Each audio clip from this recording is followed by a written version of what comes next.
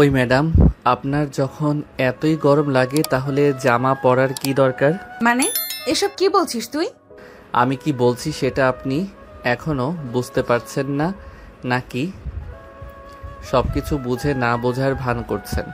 আমার তো মনে হচ্ছে আপনি ইচ্ছে করেই আমার জিপারটা খুলে রেখেছেন, যাতে ওই আপনার সাদা শরীরের স্বাদ ছেলেরা দূর থেকেই নিতে পারে। তোর এত বড় সাহস! আমি ইচ্ছে করে আমার জামার জিপার খুলে রেখেছি, তুই আমাকে এই কথা বলার সাহস কই পেলি? তো আপনাকে কি বলবো? আপনি নিজেই সেটা বলে দিন না। আপনি যে আমার জিপার খুলে বাইরে চলে এসেছেন, আপনার বাসায় কি এটা দেখার মতো কোনো মানুষ নেই নাকি? যদি দেখতেই পেত। তাছাড়া আপনি যদি ইচ্ছে করে এরকমটা নাই করতেন, তাহলে তো অবশ্যই আমার জিপারটা লাগিয়ে তারপর বাসা থেকে বের হতেন। দেখ, আর একটা ফালতু কথা বললে কিন্তু আমি তো সব কটা দাঁত ফেলে দিব বলে দিলাম। আজ্ঞে না ম্যাডাম, সেটার কোনো প্রয়োজন হবে না। এমনিতেই আপনি আমাকে যে থাপ্পড় দিয়েছেন, আমার গাল পুরো ব্যথা করছে। আসলে আপনাদের মতো মেয়েদেরকে ভালো কথা বলতে নেই, ভালো কথা বলতে গেলেই এরকম পরিণয় হয়। যাই হোক, ভালো থাকবেন, আমি গেলাম। এই কথা বলে নীল সেখান থেকে চলে যাচ্ছিল, আর তখনই নেহা তার পিঠে হাত দিয়ে দেখল সত্যিই তার জামার জিপারটা খোলা। কিন্তু আশেপাশে তো কেউ নেই, এই জিপারটা কাকে দিয়ে লাগাবে এটাই তো বুঝতে পারছে না। তাছাড়া সে এখন যেখানে রয়েছে, এখান থেকে ভার্সিটিতে যেতে প্রায় 5 মিনিটের মতো সময় লাগবে, আর পুরো রাস্তাটাই একটা জনবহুল জায়গা দিয়ে যেতে হবে। আর রাস্তার লোকজন যদি দেখতে পারে নেহার জামার পিছনের জিপারটা খোলা, তাহলে তো রাস্তার লোকজন মজা নেবে আর বাজে কথাও বলবে। তাই নেহা নীলকে পিছন থেকে ডাক দিয়ে বলে, এই ছেলে, তুই যখন বলছিস আমার জামার জিপারটা খোলা, তাহলে এটা লাগিয়ে না দিয়ে তুই এখান থেকে চলে যাচ্ছিস কেন? আমি আপনার জামার জিপার লাগিয়ে দেব কেন? আপনি একটা মেয়ে মানুষ আর আমি একটা ছেলে। তাছাড়া এটা একটা পাবলিক প্লেস, এখানে যদি মানুষজন দেখতে পায় আমি আপনার জামার জিপার লাগিয়ে দিচ্ছি, তাহলে হয়তো আমাকে গণধোলাই খেতে হতে পারে। ও তাই নাকি? তাহলে তো আমি বলবো যে তুই যদি আমার জামার জিপারটা এখন লাগিয়ে না দিস, তাহলে আমি চিৎকার চেঁচামেচি করে এখানে লোক জড়ো করব, আর সবাইকে বলবো তুই আমার সঙ্গে অসভ্যতামি করতে চেয়েছিস, আর তুই আমার জামার জিপারটা খুলে দিয়েছিস। আরে ম্যাডাম, এগুলো কোন ধরনের কথা আমি তো সেটাই বুঝতে পারছি না। আমি আপনার কোন জন্মের শত্রু যে আপনি আমার থেকে শত্রুতার বদলা নিতে চাইছেন? দেখ, এত কথা বলতে আমার একদমই ভালো লাগে না। তোকে যেটা বলেছি সেটাই করতে হবে, না হলে কিন্তু তোর সঙ্গে খারাপ কিছু হয়ে যাবে, এটা তোকে বলে দিলাম। এই বলে নেহা নীলের দিকে এগিয়ে যায়, আর নীল তখন ওখানেই দাঁড়িয়েছিল। এখানে গিয়ে আবারও নেহা নীলকে বলতে লাগলো তার জামার জিপারটা লাগিয়ে দেওয়ার জন্য। নীল কিছুই বুঝে উঠতে পারছিল না কি করবে। একে তো মেয়ে মানুষ, তার উপর আবার এটা পাবলিক প্লেস, লোকজন দেখলে কি হবে সেটাই তো ভাবতে পারছে না। প্রায় 2 মিনিট ধরে নেহা সেখানে দাঁড়িয়ে থাকে, কিন্তু নীল তার জামার জিপার লাগিয়ে দেয় না। তখনই নেহা আবার ধমক দিয়ে নীলকে বলতে থাকে, এই ছেলে, কি সমস্যা তোর? তোকে না বলেছি আমার জামার জিপারটা লাগিয়ে দেওয়ার জন্য? সেটা না করে তুই এভাবে হা করে দাঁড়িয়ে আছিস কেন?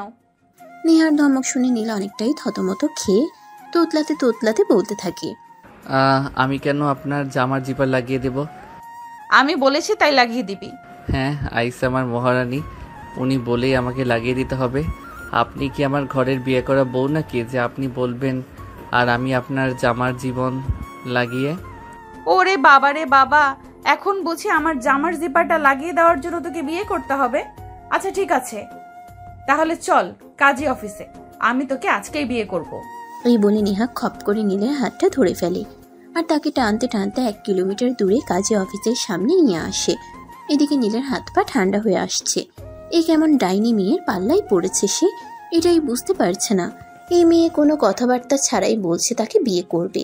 নীল তখনই কাঁদো কাঁদো স্বরে নেহার পায়ে জড়িয়ে ধরে বলতে থাকে, আই এম সরি আপু, আমার ভুল হয়ে গেছে।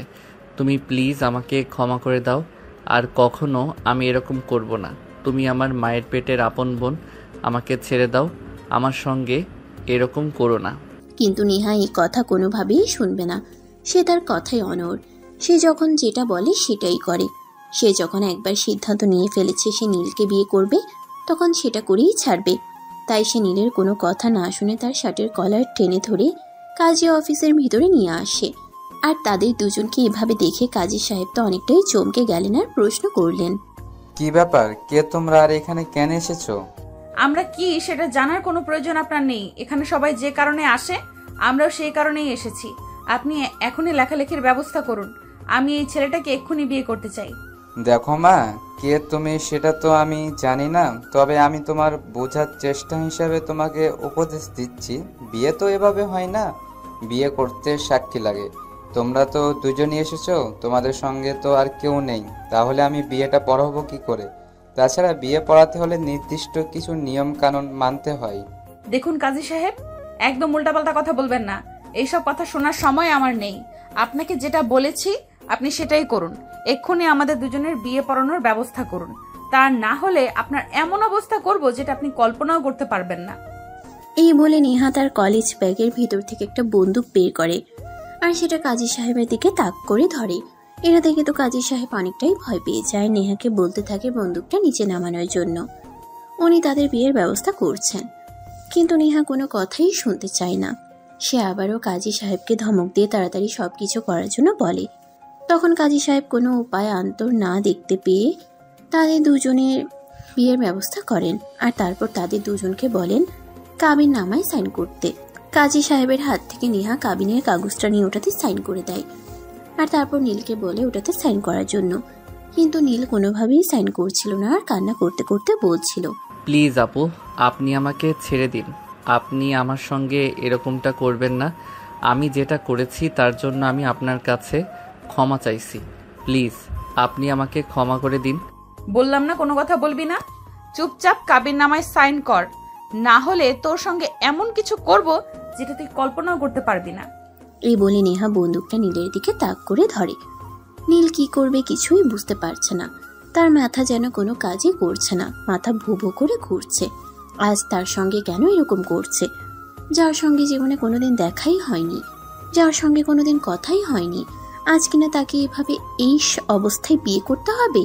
এইসব কিছুই ভাবতে নীল, কারণ সে তার ফ্যামিলির একমাত্র ছেলে। তার বাবা মা ছোটবেলা থেকে তাকে অনেক আদর যত্ন করে মানুষ করেছে। তাছাড়া শুধু নীল কেন, পৃথিবীর প্রত্যেকটা বাবা মাই তাদের সন্তানদেরকে অনেক কষ্ট করে আদর যত্ন করে লালন পালন করে মানুষের মতো মানুষ করে তোলার চেষ্টা করেন। সমস্যাটা সেখানেও নয়, সমস্যাটা হলো নেহার সঙ্গে আজকেই রাত তাই নীলের দেখা আর কথা। সেখান থেকে এভাবে হুট করে বিয়ে, এটা তো হতে পারে না। নীল যদি প্রেম করে একটা মেয়েকে তার বাবা মায়ের সামনে এনে দাঁড় করিয়ে বলতো সেই মেয়েটাকে বিয়ে করতে চায়, তাহলে তার বাবা মা এটা মেনে নিত। কিন্তু যার সম্পর্কে কোনো ধারণাই নেই তাকে বিয়ে করা, তার উপর আবার মেয়েটাকে দেখে মনে হচ্ছে বয়সে বড়। তাছাড়া কাজী সাহেবের কাছে যখন মেয়েটা নিজের বয়স বলে তখন নীল জানতে পারে মেয়েটা তার চাইতে 2 বছরের বড়। তাই না নেহাকে অনেকভাবেই রিকোয়েস্ট করতে থাকে তাকে ছেড়ে দেওয়ার জন্য, কিন্তু নেহা তার কোনো কথাই শোনে না। তখনই হঠাৎ নীলের ফোনটা বেজে উঠল।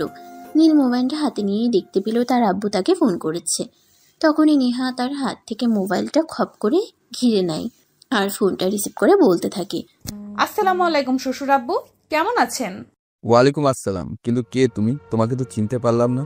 তাছাড়া তুমি আমাকে শ্বশুর আব্বুই বা কেন বলছো? শ্বশুর আব্বু, আমাকে আপনি চিনবেন না। আসলে আপনার সঙ্গে একটা দরকার আছে, তাই একটু কথা বলতে চাই। আরে এই মেয়ে আগে তুমি তোমার নিজের পরিচয় তো দাও, তারপর কথা বলো। তাছাড়া আমার ছেলে তো এখনো বিয়েই করেনি, ইনফ্যাক্ট ওর বিয়ের বয়সই এখনো হয়নি। তাহলে তুমি আমাকে শ্বশুর আব্বু বলছো কোন দুঃখে? শ্বশুর আব্বু, আপনার ছেলে কিন্তু অতটাও পিচ্চি না যতটা আপনি মনে করছেন। আপনার ছেলে যথেষ্ট বড় হয়েছে। যাই হোক, এত প্যাচাল না করে কাজের কথায় আসি। আপনার ছেলেকে নিয়ে আমি কাজী অফিসে এসেছি বিয়ে করার জন্য, কিন্তু আপনার ছেলে কোনোভাবেই কাবিননামায় সাইন করতে চাইছে না। আপনি প্লিজ একবার আপনার ছেলের সঙ্গে কথা বলুন আর ওকে বলুন যদি নিজের ভালো চায় তাহলে আমাকে বিয়েটা করে নিতে। এই কথা শুনে নীলের আব্বুর মাথা একদম পুরোপুরি খারাপ হয়ে গেল। একটা মেয়ে হুট করে বলছে সে তার ছেলেকে নিয়ে বিয়ে করতে কাজী অফিসে চলে গেছে। এই খবরটা শোনার পর স্বাভাবিকভাবেই প্রত্যেকটা বাবা মায়ের মাথা মেজাজ খুব খারাপ হয়ে যাবে, এটাই স্বাভাবিক। কিন্তু ঘটনা কি হয়েছে সেটা নীলের আব্বু জানে না, তাই তিনি নিজের মাথা ঠান্ডা রেখে বিষয়টা বোঝার চেষ্টা করলেন। আর তখন তিনি মেয়েটাকে বলেন ফোনটা একবার নীলের কাছে দেওয়ার জন্য। নেহা তখন ফোনটা নীলের কাছে দেয়। নীল ফোনটা রিসিভ করে কান্না করতে শুরু করে। আর তার বাবাকে অনেক রিকোয়েস্ট করে বলতে থাকে তাকে এখান থেকে নিয়ে যাওয়ার জন্য। নীলের আব্বু তখন বুঝতে পারে আসলে কিছু একটা হয়ে যায়। তখন নীলের আব্বু নীলকে প্রশ্ন করে, আচ্ছা ঠিক আছে, আমি তোকে উদ্ধার করব, কিন্তু তার আগে তুই আমাকে এটা বল এখানে কি হয়েছে। এরপর নীল তার আব্বুকে সমস্ত ঘটনা খুলে বলা শুরু করতেই নেহা তার হাত থেকে ফোনটা কেড়ে নেয় আর কলটা কেটে দেয়। আর তারপর নেহা আবারও নীলকে বলতে থাকে, কাবির নামায় সাইন করবি নাকি নিজের জীবন হারাবি সেটাই বল। এই কথা বলে নেহা নীলের দিকে আরো একবার বন্দুকটা তাক করে ধরে আর বলে নীল যদি এখন কাবির নামায় সাইন না করে তাহলে সে সত্যি সত্যি ট্রিগার চেপে দিবে এবং নীলকে মেরে ফেলবে। এই কথা শুনে নীল অনেকটাই ভয় পেয়ে যায় আর কাজী সাহেবের হাত থেকে কলমটা নিয়ে ওটাতে সাইন করে দেয়। আর তারপর আবারও সে নেহার পায়ে জড়িয়ে ধরে কান্না করে বলতে থাকে, এবার তো আমি কাবির নামায় সাইন করে দিয়েছি, প্লিজ এবার আমাকে ছেড়ে দিন। হ্যাঁ, একা কোথায় যাবি? আমাকে নিয়ে তারপরে তো যাবি। তুই তো আমাকে বিয়ে করেছিস, এখন তো আমি তোর বউ, এখন তোর উচিত আমাকে তোর সঙ্গে রাখা। যাই হোক, এখন তো আমি তোর বউ, এবার তুই আমার জিপারটা লাগিয়ে দে। এবার তো আর আমার জামার জিপারটা লাগিয়ে দিতে তোর কোনো সমস্যা নেই। এই বলে নেহা পিছন ফিরে তাকায় আর নীলকে ইশারায় তার জামার জিপারটা লাগিয়ে দিতে বলে। নীল তখন কোনো উপায়ান্তর না পেয়ে নেহার জামার জিপারটা লাগিয়ে দিল আর তারপর নেহা তার হাত ধরে কাজী অফিসের বাইরে নিয়ে আসলো। অপরদিকে নীলের আব্বু ততক্ষণে নীলের নাম্বার ট্র্যাক করে ওই জায়গায় চলে এসেছে। নেহা আর নীল কাজী অফিস থেকে বের হতেই লাগলো কাজী অফিসের সামনে বিশাল বড় বড় কয়েকটা গাড়ি এসে দাঁড়িয়েছে। গাড়িগুলো দেখে নীল অনেকটা স্বস্তির নিঃশ্বাস পেল, কারণ এগুলো তাদেরই গাড়ি। গাড়ি থামতেই গাড়ির ভিতর থেকে নীলের আব্বু আর বেশ কয়েকজন লোক বের হয়ে আসলো। নীল তার আব্বুকে দেখেই দৌড়ে গিয়ে তার আব্বুকে জড়িয়ে ধরলো আর কান্না করতে করতে বলতে লাগলো, আর আমাকে যেতে দিন আব্বু, প্লিজ তুমি এই ডাইনি মার্কা মেয়েটার হাত থেকে আমাকে বাঁচাও। আমি বুঝতে পারছি না আজ কি হলো এগুলো আমার সঙ্গে।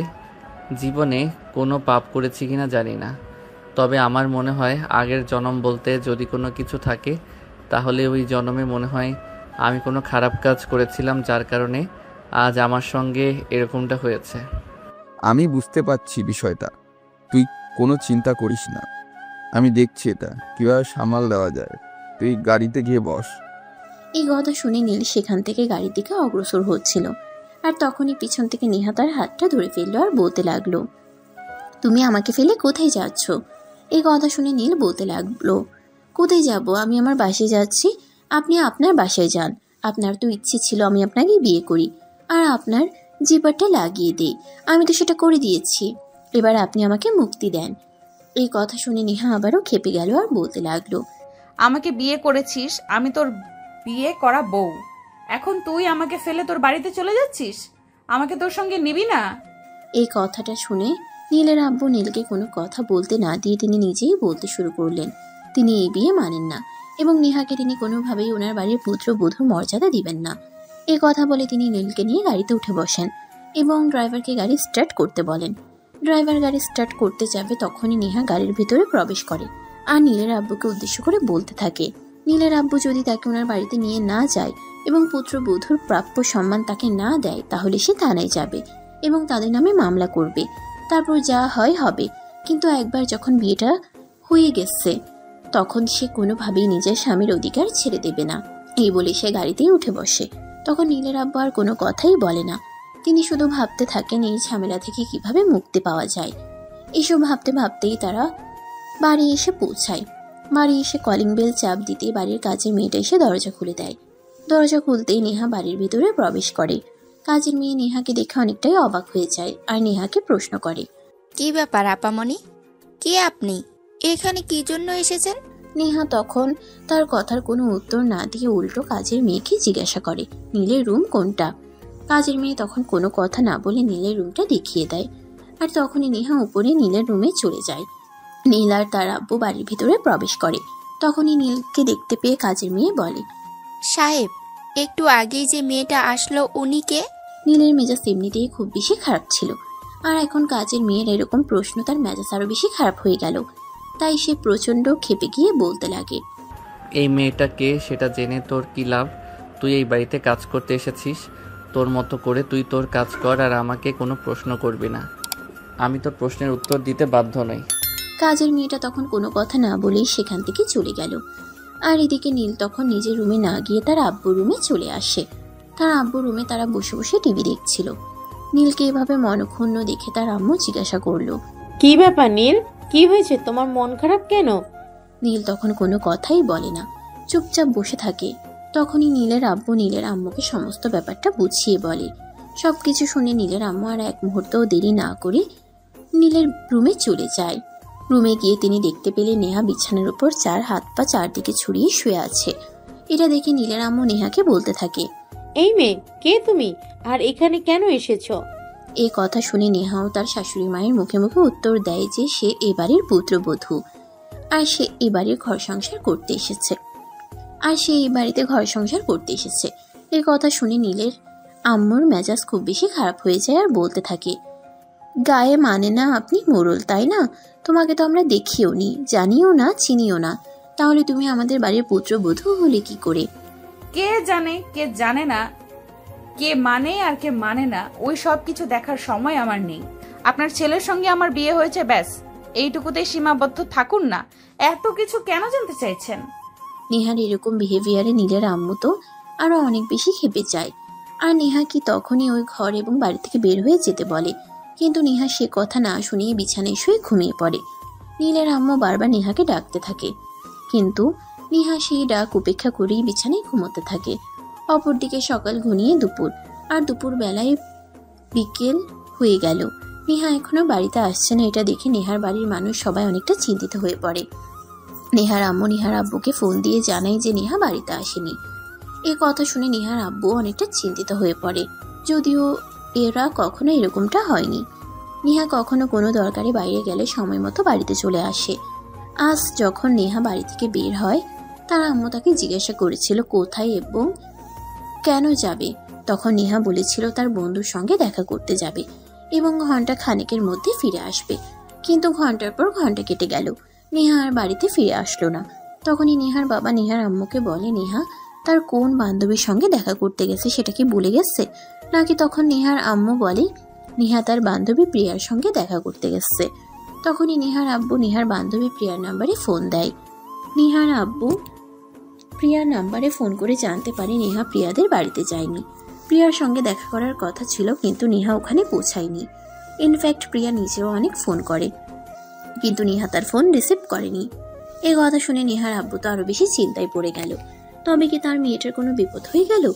তাই তিনি আর এক মুহূর্ত দেরি না করে থানায় চলে যান এবং ওনার মেয়েকে কেউ কিডন্যাপ করেছে এই বলে তিনি থানায় সাধারণ ডায়েরি করেন। দেখুন, আপনার কথা মতো আপনার মেয়ে যথেষ্ট বড় হয়েছে আর এখন নিজের ব্যাপারে সিদ্ধান্ত নেওয়ার বয়স হয়েছে। আপনি যেটা বলছেন আমি সেটা মেনে নিতে পারছি না, কারণ এত বড় মেয়েকে কেউ কিডন্যাপ করতে পারে না। আর মনে হয় আপনার কোথাও ভুল হচ্ছে। কিন্তু নেহার আব্বু ওই কথা শুনতে চান না। তিনি বারবার এক কথা বলতেই থাকেন, তার মেয়েকে কেউ একজন কিডন্যাপ করেছে। অবশেষে পুলিশ অফিসার আর থাকতে না পেরে নেহার আব্বুকে বলেন, আচ্ছা ঠিক আছে, আমরা এই মুহূর্তে আপনার কথা মেনে নিলাম। আমরা এটা মেনে নিলাম যে আপনার মেয়েকে কেউ কিডন্যাপ করেছে, কিন্তু আপনার মেয়েকে কেন কিডন্যাপ করবে? আপনার সঙ্গে কি কারোর ব্যক্তিগত কোনো ঝামেলা আছে? তখন নেহার আব্বু বলে, তার কারোর সঙ্গে ব্যক্তিগত কোনো শত্রুতা নেই। ব্যক্তিগত শত্রুতার জেদ ধরে কেউ তার মেয়েকে কিডন্যাপ করতে পারে না। বিষয়টা কি সেটাই তো বুঝতে পারছে না। পুলিশ অফিসার তখন নেহার আব্বুকে বলে, আপনার মেয়ের ফোন নাম্বারটা দিন, আমরা দেখছি বিষয়টা। এই বলে পুলিশ অফিসার নেহার আব্বুর কাছ থেকে নেহার ফোন নাম্বারটা নেয় আর তখনই নাম্বারটা ট্র্যাকিং করে। নেহার নাম্বারটা যে লোকেশন দেখাচ্ছে এটা দেখে তো পুলিশ অফিসারের চোখ চড়ক গাছ। তিনি তো এটা বিশ্বাসই করতে পারছে না আর কোনোভাবে মেনে নিতেও পারছেন না। নেহার মতো মধ্যবিত্ত ফ্যামিলির একটা মেয়ে শহরে নামকরা ব্যবসায়ীর বাড়িতে। তখন পুলিশ অফিসার নেহার আব্বুকে জিজ্ঞাসা করে উনি কি ওনার মেয়ের কোনো ছেলের সঙ্গে রিলেশন চলছে, এ ব্যাপারে কিছু জানতেন কিনা। তখন উনি জানান ওনার মেয়ের কারোর সঙ্গে কোনো রিলেশন ছিল না। তাছাড়া ওনার মেয়ে এই বছর মাস্টার্স কমপ্লিট করেছে এবং বিভিন্ন জায়গায় চাকরির জন্য আবেদন করছে। তখন পুলিশ অফিসার নেহার আব্বুকে বলে ওনার সঙ্গে যেতে। নেহার আব্বু তখন পুলিশের সঙ্গে থানা থেকে বের হয় এবং বিশাল বড় একটা বাড়ির সামনে এসে দাঁড়ায়। এটা দেখে নেহার আব্বু পুলিশ অফিসারকে প্রশ্ন করে, এটা আপনি কোথায় নিয়ে এসেছেন? আপনাকে আপনার মেয়ের কাছে নিয়ে এসেছি। আপনি তো আপনার মেয়েকে খোঁজার জন্যই আমার কাছে গিয়েছিলেন। আপনার মেয়ে এই বাড়িতে আছে, ভিতরে চলুন, আপনার মেয়েকে পেয়ে যাবেন। এই বলে পুলিশ অফিসার আর নেহার আব্বু দুজনেই বাড়ির ভিতরে প্রবেশ করে। পুলিশ অফিসার ড্রয়িং রুমে দাঁড়িয়ে নেহার নাম ধরে ডাকতে শুরু করে। কিছুক্ষণের মধ্যেই বাড়ির সবাই সেখানে এসে উপস্থিত হয়, সেই সঙ্গে নেহাও। নেহার আব্বু নেহাকে দেখেই বলতে লাগলো, কি ব্যাপার নেহা, তুই এখানে কেন? তোকে এখানে তুলে এনেছি সেটা আমাকে বল। যত বড় লোকই হোক না কেন, ওদের মুখোশ আমি খুলে দেব। দেখ, আমার সঙ্গে পুলিশ নিয়ে এসেছি। আরে থামুন, আপনি আপনার মেয়েকে কে এটা করতে যাবে? কেন? আপনার মেয়ে নিজেই তো আমাকে ফাঁসিয়ে যে আমার এত বড় একটা সর্বনাশ করে দিয়েছে, আর সেখানে কি না আপনি বলছেন আপনার মেয়েকে কেউ কি করেছে? আপনার মেয়ের মতো একটা মেয়েকে কেউ কিডন্যাপ করার সাহসও কোনোদিন দেখাতে পারবে না মনে হয়। এই কথা শুনে নেহার আব্বু নেহাকে একটা ধমক দেয় আর বলতে থাকে তিনি নীলের সঙ্গে কথা বলতে এখানে আসেননি, তিনি নিজের মেয়ের সঙ্গে কথা বলতে এখানে এসেছেন। তখন নেহাও তার আব্বুকে বলতে থাকে যে সে নিজের ইচ্ছে এখানে এসেছে এবং নিজের ইচ্ছে সে নীলকে বিয়ে করেছে। ততক্ষণে নীলের আব্বু সেখানে উপস্থিত হয়। পুলিশ অফিসারকে দেখে তিনি বলেন, কি ব্যাপার অফিসার, আপনি হঠাৎ আমার বাড়িতে কোনো ঝামেলা হয়েছে নাকি? আসলে স্যার, ঝামেলা তো ছোট্ট একটা হয়েছেই, তাই তো আপনার এখানে আসা। আসলে আমি বুঝতে পারিনি ঝামেলাটা এখানে হয়েছে। আচ্ছা স্যার, আপনি বলুন বিষয়টা কি? অতঃপর নীলের আব্বু পুলিশ অফিসারকে সবটা খুলে বলল, কিন্তু নেহার আব্বু সেটা বিশ্বাসই করতে চাইল না। তিনি বলতে লাগলেন তার মেয়ে কখনো এরকমই করতেই পারে না। অপরদিকে তখনই পুলিশ অফিসার নেহার আব্বুকে ধমক দিয়ে থামিয়ে দেয় আর বলতে থাকে, এই যে তেমন আপনি অনেকক্ষণ বকবক করছেন, আপনার আর কোনো কথা শুনতেই চাই না। এখন আপনার মেয়ের মুখ থেকে সব শুনবো। এই বলে পুলিশ অফিসার নেহার দিকে ফিরে তাকায় আর তার কাছ থেকে সবকিছু জানতে চায়। নেহা তখন সবকিছুই পুলিশ অফিসারকে খুলে বলে, আর সে এটা পরিষ্কার করে জানিয়ে দেয় যে সে নীলের বাড়িতেই থাকবে, কারণ তার নীলের সঙ্গে বিয়ে হয়ে গেছে। সে এখন আর এই বাড়ি থেকে কোনোভাবেই ফিরে যাবে না। ঠিক তখনই নীলের আব্বু পুলিশ অফিসারকে বলতে থাকে নেহাকে এই বাড়ি থেকে নিয়ে যেতে। তিনি নেহাকে এই বাড়িতে আর এক মুহূর্তও দেখতে চান না, কারণ নেহা তার ছেলেকে ফাঁসিয়ে নিয়ে বিয়ে করেছে। এটা ঠান্ডা মাথায় পরিকল্পনা করেই করেছে। তিনি এই বিয়ে কোনোদিনও মেনে নেবেন না। এই কথা শুনে নেহা বলতে থাকে, তা শ্বশুর মশাই, সে আপনি যাই বলেন না কেন, আমি কিন্তু কোনোভাবেই এই বাড়ি থেকে কোথাও যাচ্ছি না। আমি এই বাড়িতেই থাকবো এবং আপনার ছেলের সঙ্গে সংসার করব। কোনো অ্যাক্সিডেন্টালি হলেও আপনার ছেলের সঙ্গে বিয়েটা আমার হয়ে গেছে। এই কথা বলে নেহা তার আব্বুকে এই বাড়ি থেকে চলে যেতে বলল এবং সঙ্গে সঙ্গে এসে রুমে চলে যায়। আর এদিকে কোনো উপায়ান্তর না পেয়ে নেহার আব্বু পুলিশ অফিসার নিয়ে ওই বাড়ি থেকে চলে যেতে বাধ্য হয়। নেহার আব্বু বাড়িতে যেতেই নেহার আম্মু দরজা আছে এবং নেহা কোথায় আছে সেটা জানতে চায়। তখনই নেহার আব্বু সবকিছু খুলে বলে। নেহার আম্মু তখন আর এক মুহূর্তও দেরি না করে নেহার আব্বুর কাছ থেকে ঠিকানা নিয়ে ওই বাড়িতে চলে আসে। বাড়িতে এসে কলিং বেল চাপ দিতেই নীল এসে দরজা খুলে দেয়। নীলকে দেখে নেহার আম্মু অনেকটা অবাক হয়ে নীলকে প্রশ্ন করে, ম্যাডাম, এটা তো আমাদের বাড়ি, তাহলে আমি থাকবো না তো এখানে কে থাকবে? মানে এটা তোমাদের বাড়ি? মানে কি আমার মেয়ে তোমার সঙ্গে বিয়ে হয়েছে? এসব আপনি কি বলছেন ম্যাডাম? আমার যার সঙ্গে বিয়ে হয়েছে সে আপনার মেয়ে? দেখো, একদম নেকা সাজার চেষ্টা করবে না। আমার মনে হয় তুমি জেনে শুনে ইচ্ছা করে আমার সঙ্গে এরকমটা করেছো, তাই না? আমি তোমাকে ইংরেজিতে ফেল করেছিলাম আর সেটার জন্য বদলা নিচ্ছ? কথাটা শুনেই নীলের মাথাটা একটা চক্কর দিয়ে উঠল। সে তখনই সোফায় বসে পড়ল আর নেহার আম্মুকে বলতে লাগলো সে কোনো বদলা নিচ্ছে না, উল্টে তার উপর ম্যাডাম হয়তো বদলা নেওয়ার চেষ্টা করছে। কারণ ম্যাডাম যখন তাকে ইংরেজিতে ফেল করিয়েছিল তখন সে ম্যাডামকে বলেছিল তার পরিণাম ভালো হবে না, কারণ সে ইংরেজিতে অতটা খারাপ নয় যে ফেল করবে। ম্যাডাম ইচ্ছে করে থেকে চুরি করিয়েছে এবং তারপর ম্যাডাম থেকে পরীক্ষার খাতাটা পর্যন্ত দেখতে দেয়নি তাই। কিন্তু নীল মোটেও সেরকম ছেলে নয়। সে কারো কাছ থেকে বদলা নিতে কখনো চায় না। ইনফ্যাক্ট সে সবসময় সমস্ত রকম ঝামেলা থেকে নিজেকে দূরে রাখতে চায়। যাই হোক ভিউয়ার্স, চলুন কথা না বাড়িয়ে মূল গল্পে ফিরে আসি। নেহার আম্মু তখন নীলকে বলে নেহাকে ডেকে দিতে, তিনি নেহার সঙ্গে কথা বলবেন। নীল তখন বলে, দেখুন, এমনিতেই আপনার জন্য আমাকে আমার লাইফ থেকে একটা বছর বাদ দিতে হয়েছে। এখন আবার আপনার মেয়ে আমার জীবনটাকে বরবাদ করার জন্য এসেছে। আমি বুঝতে পেরেছি এটা আপনি ইচ্ছে করেই করেছেন। তাই আপনার মেয়েকে আপনি নিজেই খুঁজে নিন, আর পারলে আমার বাড়ি থেকে নিয়ে যান। হ্যাঁ অবশ্যই, আমি তো আমার মেয়েকে এখান থেকে নিয়ে যাব। আমি কি তোমার মতো ছেলের সঙ্গে আমার মেয়েকে বিয়ে দেব নাকি? আমার মেয়ে মাস্টার্স কমপ্লিট করেছে এবছর, আর তুমি সবে মাত্র অনার্স ফাইনাল ইয়ারে পড়াশোনা করছো। তোমার মতো পিচ্চি মার্কা একটা ছেলের সঙ্গে আমি আমার মেয়ের বিয়ে কখনোই দেব না। এরপর নেহার আম্মু নীলের সঙ্গে আর কোনো কথা না বলে নিজের বাড়ির ভিতরে চলে গেলেন আর নেহাকে খুঁজে বের করলেন। নেহা তার আম্মুকে দেখেই বলতে লাগলো তার আম্মু এখানে কেন এসেছে। তখন তার আম্মু বলে যে তাকে নিতে এসেছে, কিন্তু সে এখান থেকে কোনোভাবেই জানে না এটা তার আম্মুকে জানিয়ে দেয়। তাই তার আম্মু বাধ্য হয়ে সেখান থেকে চলে গেল। সন্ধ্যা আর সন্ধ্যা গনিয়ে রাত হতে চলল। বাড়িতে শ্মশান কাণ্ড চলছে, কেউ রান্না বান্না পর্যন্ত করেনি। নেহা সেই সকালবেলা বাসা থেকে নাস্তা করে বের হয়েছিল, দুপুরের খাবার খায়নি। আর এদিকে রাতের খাবার খাওয়ার সময় হয়ে গেছে।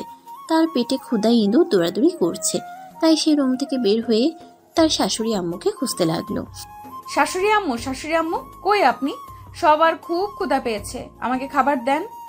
নেহার এরকম বেসুরো গলার আওয়াজ শুনে নীলের আম্মু রুম থেকে বের হয়ে আসে, আর সেই দিয়ে নামতে নামতেই নেহাকে উদ্দেশ্য করে বলতে লাগে, এই মেয়ে, তোমাকে না বলছি তুমি একদম আমাকে শাশুড়ি আম্মু বলবে না।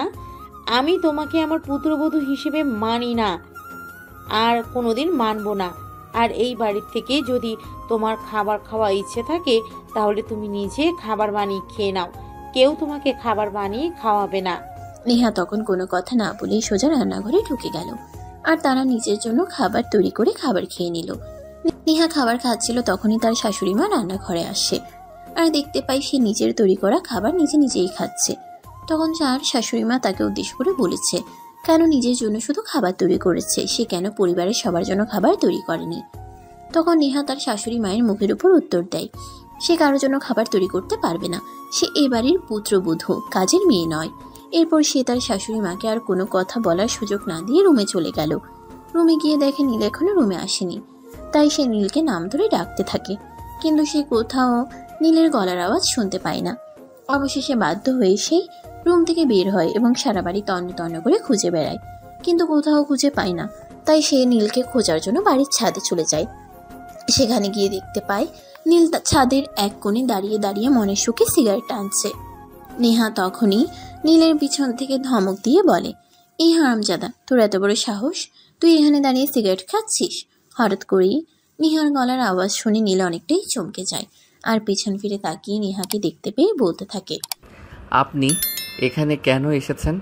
কেন এসেছি এইটাতেই বুঝতে পারছিস না? আমি তোর বিয়ে করা বউ, আর আজকে আমাদের বিয়ে হয়েছে। এখন রাত অলরেডি 11টার বেশি বেজে গেছে। আমাদের বাসর ঘর এখনো সাজানো হয়নি কেন? বাসর ঘর কথাটা শুনে নীল একটা তার ছেলের হাসি দিয়ে বলতে থাকে, কিসের বাসর ঘর আর কার বাসর ঘর? যেখানে বিয়ে হয়নি সেখানে বাসর ঘর কোথা থেকে আসছে? এই কথা শুনে নেহা আরো অনেকটাই বেশি খেপে যায় আর বলতে থাকে, দেখ, একদম আমার মেজাজ খারাপ করাবি না বলে দিলাম।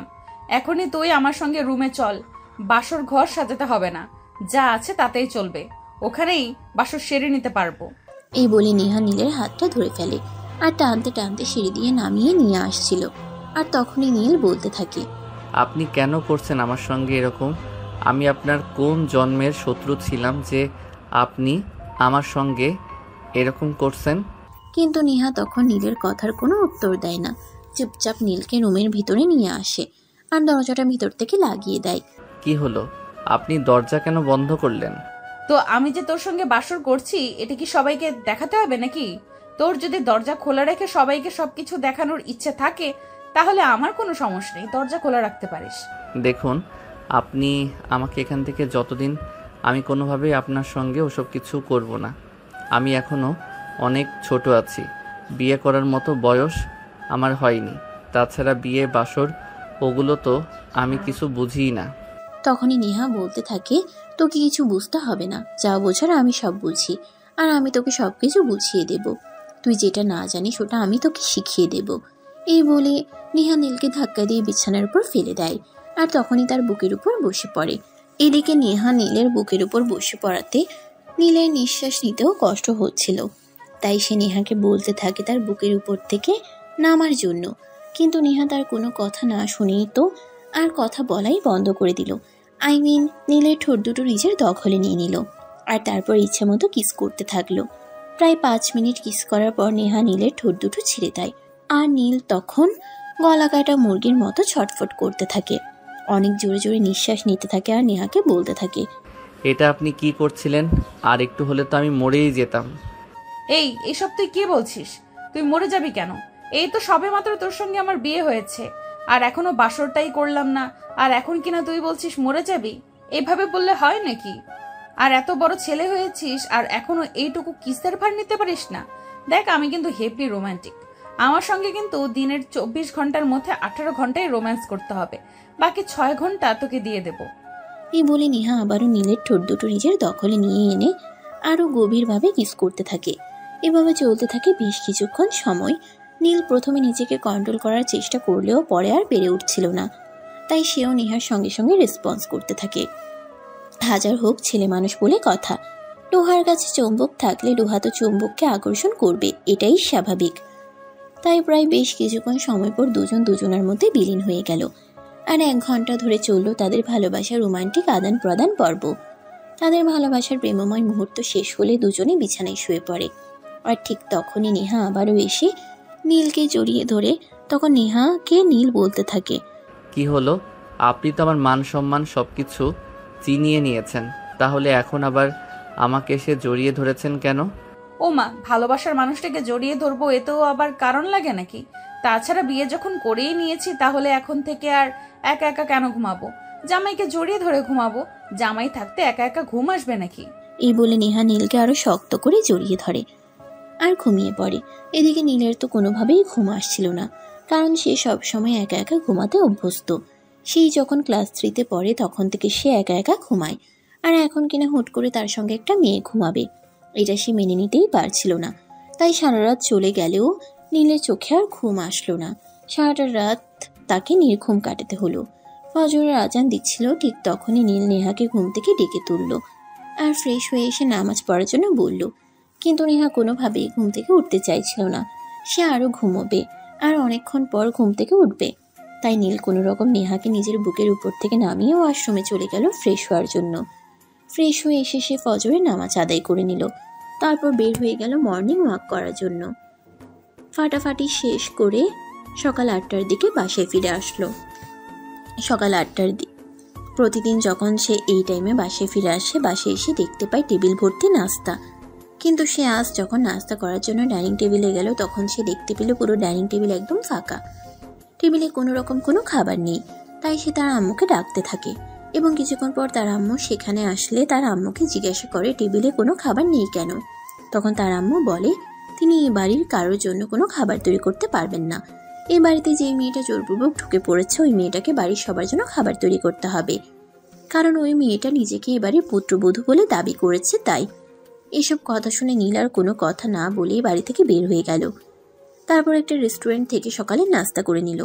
নাস্তা শেষ হলে নীল বাসায় চলে আসলো। বাসায় এসে দেখতে পেল নেহা তখনও ঘুমাচ্ছে। নীল তখন নেহাকে আর ঘুম থেকে ডেকে না তুলেই ভার্সিটি যাওয়ার জন্য তৈরি হয়ে গেল। তারপর বাসা থেকে বের হয়ে সোজা ভার্সিটিতে চলে আসে। ভার্সিটিতে আসতেই তার বন্ধুরা তাকে ঘিরে ধরলো এবং একের পর এক সবাই প্রশ্ন করেই চলল, রাজ, কি রে, কি ব্যাপার দোস্ত, এভাবে হঠাৎ করে আমাদেরকে না জানিয়ে বিয়ে করে নিলি? আরে ভাই, আমি তো নিজেও জানতাম না, হুট করে এভাবে আমার সঙ্গে কি থেকে কি হয়ে গেল। আমি তো সেটাই বুঝতে পারছি না কেন আমার সঙ্গে এরকম হলো। এভাবেই তাদের মধ্যে কথা হচ্ছিল। তখনই নিহার আম্মু এসে সেখানে উপস্থিত হয়। নিহার আম্মুকে দেখে সবাই ওনাকে সালাম দেয়, আর ঠিক তখনই নিহার আম্মু নীলকে উদ্দেশ্য করে বলতে থাকে, তুমি সবকিছু জানতে এবং সবকিছু ঠান্ডা মাথায় চিন্তা ভাবনা করেই করেছো, তুমি কেন করলে এরকম? আর আমার মেয়েটাও কেমন সেটাও আমি বুঝতে পারছি না। আমার মেয়েটাও কেন যে তোমার মতো একটা ছেলেকে বিয়ে করতে গেল? আচ্ছা, তুমি আমাকে একটা কথা বলো, তোমাদের এই সম্পর্কে কতদিন ধরে চলছিল? নীল তখন নেহার আম্মুকে বলে তাদের মধ্যে কোনো সম্পর্ক ছিল না। ইনফ্যাক্ট কালকের আগে নেহাকে সে কোনোদিন দেখেও নি পর্যন্ত। কিন্তু নেহার আম্মু তার কোনো কথাই বিশ্বাস করলো না, উল্টে তাকেই দোষারোপ করলো। আর তখনই আবারও তার বন্ধুরা তাকে প্রশ্ন করতে লাগলো সে কি ম্যাডামের মেয়েকে বিয়ে করেছে নাকি। তখন সে তার বন্ধুদেরকে সমস্ত ঘটনা খুলে ফেলে। সবকিছু শুনে তার বন্ধুরা তাকে বলে, কি বলছিস দোস্ত? অবশেষে কি না ম্যাডামের মেয়েকে বিয়ে করতে গেলি? আরে ভাই, তোরা শুধু শুধু আমাকে কেন কথা শোনাচ্ছিস? আমি কি জানতাম না কি এসব কিছু? ম্যাডাম যেরকম তার মেয়েটাও সেরকম। আমাকে যে কিভাবে কি করে নিল আমি তো বুঝতেই পারলাম না। তখন তার বন্ধুরা সমস্ত ব্যাপারটা বুঝতে পারলো আর প্রসঙ্গটা পাল্টে ফেললো। তারপর তারা বেশ কিছুক্ষণ ক্যাম্পাসে বসে গল্পগুজব করে তারপর ক্লাসে চলে আসে। সকাল 11টার দিকে নীলের ফোনে হঠাৎ করে একটা অচেনা নাম্বার থেকে ফোন আসে। নীল মোবাইলটা হাতে নিয়ে ফোনটা রিসিভ করতেই অপর প্রান্ত থেকে শুনতে পায় নেহা তাকে ফোন করেছে। তখন নীল তাকে প্রশ্ন করে যে সে নীলের নাম্বার কোথায় পেয়েছে। তখন নেহা বলে সে বাড়ির সবার কাছেই নীলের নাম্বার চেয়েছিল, কিন্তু কেউই তাকে নীলের নাম্বার দেয়নি। অবশেষে নেহা বাধ্য হয়ে বাড়ির সিকিউরিটি গার্ডের কাছ থেকে নীলের নাম্বার নেয় এবং তাকে ফোন করে। নীল তখন জানতে চায় নেহা তাকে কেন ফোন করেছে। তখন নেহা তাকে বলতে থাকে সকালবেলা ঘুম থেকে উঠে নীল বাসা থেকে বের হয়ে চলে গেছে, তাকে একটা বারের জন্য বলে যায়নি কেন। তখন নীল বলে যে নেহা ঘুমাচ্ছিল তাই তাকে ঘুম থেকে জাগায়নি। এই বলে নীল ফোনটা কেটে দেয় আর তার বন্ধুরা তখনই তাকে নিয়ে হাসাহাসি করতে থাকে আর বলতে থাকে বিয়ে হতে না হতেই দেখছি বউয়ের প্রেম একদম উতলে পড়ছে। এই কথা শুনে নীলের মেজাজ অনেকটাই খারাপ হয়ে যায় আর বলতে থাকে দেখ, তোরা আমাকে নিয়ে একদম ফাইজলামো করিস না, এসব কিন্তু আমার একদম ভালো লাগছে না। এমনিতেই কি একটা ঝামেলার মধ্যে আছি আমি আর আল্লাহ ছাড়া সেটা কেউ জানে না। আর সেখানে যদি তোরা এভাবে আমাকে নিয়ে মজা নিস তাহলে আমার কেমন লাগবে সেটা তোরা নিজেরাই চিন্তা করে দেখ। এরপর নীলের বন্ধুরা তাকে আর কোনো কথা বলল না। এদিকে দেখতে দেখতে ভার্সিটির টাইম শেষ হয়ে আসলো। নীল বাসায় চলে আসে। বাসায় এসে দেখতে পায় নেহা ড্রয়িং রুমে বসে বসে টিভি দেখছে। নীল বাসায় প্রবেশ করা মাত্রই নেহা দৌড়ে গিয়ে তাকে জড়িয়ে ধরলো আর তার ঠোঁটে ঠোঁট ডুবিয়ে দিল। তখন নীলের আব্বু আম্মু উপস্থিত ছিল। নেহার এরকম কর্মকাণ্ডে নীল কি করবে কিছুই বুঝতে পারছে না, একদম হতভম্ব হয়ে যায়।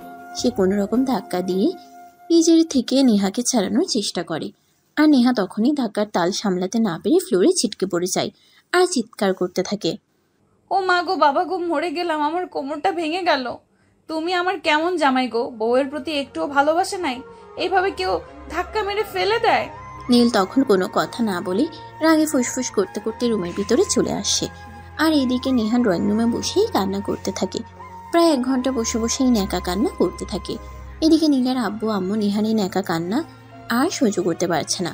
নীলের আম্মু তো বলেই বসলো এই মেয়ে এখান থেকে সরো, আমরা এখানে তোমার মরা কান্না দেখার জন্য বসে থাকিনি। নেহা তখন আরো জোরে জোরে কান্না করতে থাকে আর বলতে থাকে এই কেমন শ্বশুর বাড়িতে এলাম, কেউই আমার কষ্ট বুঝে না, আমার জামাইটা তো বোঝেই না, সেই সঙ্গে আমার শ্বশুর শাশুড়িগুলোও নাই।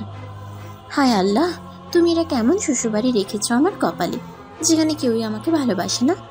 নীলের আব্বু আম্মু তখন অনেকটাই বিরক্ত হয়ে সেখান থেকে চলে যায়। আর এদিকে আরো বেশ কিছুক্ষণ পর কান্না করার পর নেহা নিজে নিজেই ওখান থেকে উঠে রুমে চলে আসে। দেখতে পায় নীল বিছানায় শুয়ে বিশ্রাম নিচ্ছিল আর এই সুযোগেই সে তখনই দরজাটা বন্ধ করে দেয়। আর দরজা বন্ধ করার আওয়াজ শুনতে পেয়ে নীল বিছানা থেকে উঠে বসে আর নেহাকে বলে নেহা কেন দরজা বন্ধ করেছে। তখনই নেহা বলতে থাকে সে তার জামাইয়ের সঙ্গে পার্সোনাল টাইম কাটাবে, এতে কারো সমস্যা হলে সেটা তার দেখার বিষয় নয়। এই কথা শুনে নীল বিছানা থেকে নেমে রুম থেকে বের হয়ে চলে যেতে চাইছিল। ঠিক তখনই নেহা পিছন থেকে তার হাতটা ধরে ফেললো আর বিছানায় টান দিয়ে ফেলে দিল। নীল তখন আবার নিজেকে বাঁচানোর জন্য বিছানা থেকে নেমে যেতে চাইছিল, কিন্তু নেহা তাকে সেই সুযোগটাই দিল না। ততক্ষণে সে নীলের ঠোঁট দুটো নিজের দখলে নিয়ে নেয় আর গভীরভাবে চুমু খেতে থাকে।